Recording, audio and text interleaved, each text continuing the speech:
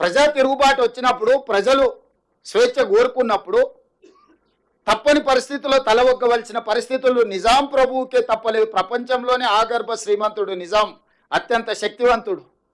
అలాంటి నిజామే ప్రజా ఉద్యమం వచ్చినప్పుడు, సాయుధ రైతాంగ పోరాటం జరిగినప్పుడు నిజాం ప్రభువు గారే తల వంచి భారత ప్రభుత్వానికి తన రాజ్యాన్ని అప్పగించిన పరిస్థితి మనం కళ్ళతో చూసినాం. అదేం ఎప్పుడో జరిగింది కాదు.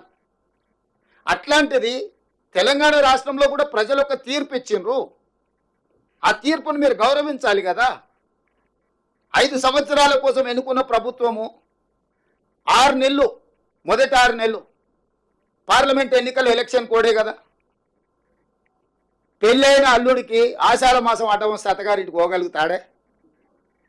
కొత్త అల్లుడు, మీరు అందరూ కొత్త అల్లుల్లో ఈ సమస్య ఎదుర్కొనే ఉంటారు కదా. కొత్తగా పెళ్ళైన అల్లుడు వాళ్ళు ఎంత కట్నకానుకలు ఇచ్చి పెళ్లి చేసినా ఆషాఢ మాసంలో అత్తగారింటికి పోలేని పరిస్థితి. అట్లనే మొదటి 6 నెలలు ఎలక్షన్ కోడ్ వల్ల నేను మా బట్టన్న సచివాలయానికి రానేలేదు. ఎన్నికల కోడ్తో పరిపాలన మేము దృష్టి పెట్టడానికి లేకుండా పోయింది, అధికారులను పిలిచి సమీక్షించడానికి వీళ్ళు లేకుండా పోయింది. ఈ 5 నెలలే కదా మేము పరిపాలనలో కుదురుకొని నిర్ణయాలు తీసుకొని పరిపాలన గాడిలో పెట్టి ముందుకు తీసుకెళ్తున్నాం కదా. ఈ మాత్రం కూడా చంద్రశేఖరరావు గారికి అవగాహన లేదా? హరీష్కు కేటీఆర్కు లేకపోవచ్చు, ఎందుకంటే వాళ్ళకు చిన్నపిల్లల మనస్తత్వం, అవతల దగ్గర మంచి ఆటబొమ్మ ఉంటే మన దగ్గర లేదంటే దాన్ని ఇరగొట్టాలన్న ఆలోచన పిల్లలలో ఒక చిన్న తెలియని సాడిస్టిక్ ప్లెజర్ ఉంటుంది.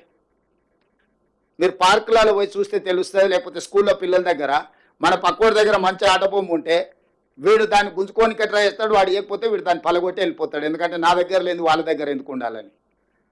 హరీష్కు కేటీఆర్ గారికి సాడిస్టిక్ ప్లెజర్ ఉండొచ్చు.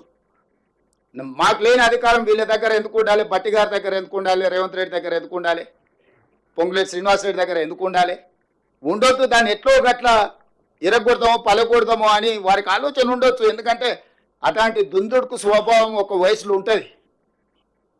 కానీ అన్ని అనుభవాలు ఉన్న చంద్రశేఖరరావు గారు వాళ్ళను పిలిచి కూర్చోబెట్టి తప్పు అని చెప్పాలి కదా. మీరు అందరు తల్లిదండ్రులు మీ పిల్లలు పడిపోయి తప్పు చేస్తే మీరు టీచర్ పిలిచి మీ పిల్లవాడు ఇట్లా చేస్తుండే మీరు మీ పిల్లలకి మీరు మంచి చెప్పుకుంటలేరా?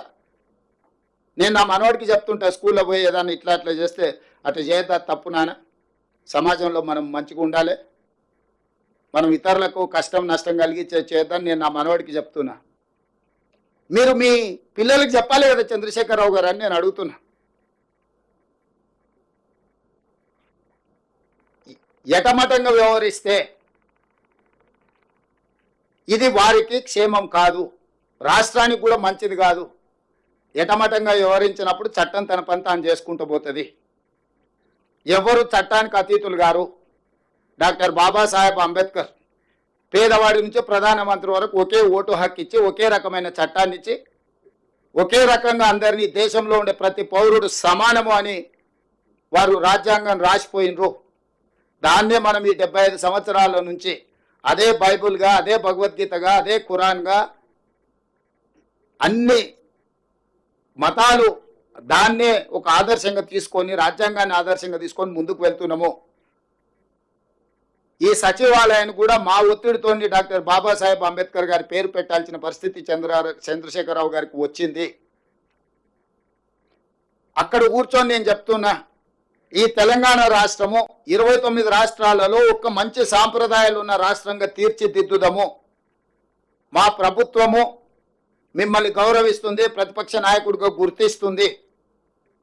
మీరు మీ బాధ్యత నెరవేర్చండి. ఒకవేళ మీకు ఏదన్నా మమ్మల్ని కుర్చీలలో చూడడం మీరు నామోషిగా ఒకవేళ మీరు ఫీల్ అయితే కొంతకాలం మమ్మల్ని స్వేచ్ఛగా పనిచేయనియండి. ప్రతిరోజు మీరు చేసే తప్పులను, ఈ తప్పులను సరిదిద్దడం పక్కన పెడితే ఆ అప్పులను మోయడానికి నడువొంగిపోతుంది. రాష్ట్రం మొత్తం ప్రజల ఉద్యోగస్తులకు 6500 కోట్లు జీతభత్యాలు ఇస్తే ఆయన చేసిన అప్పులకు అస్సలకు మిత్తికి 6500 కోట్లు ప్రతి నెల కట్టాల్సి వస్తుంది. మేము చేసిందే 52,000 కోట్ల అప్పులని మేము విడుదల చేస్తే 1,00,000 కోట్ల అప్పులు చేసిందని బుకాయిస్తాడు.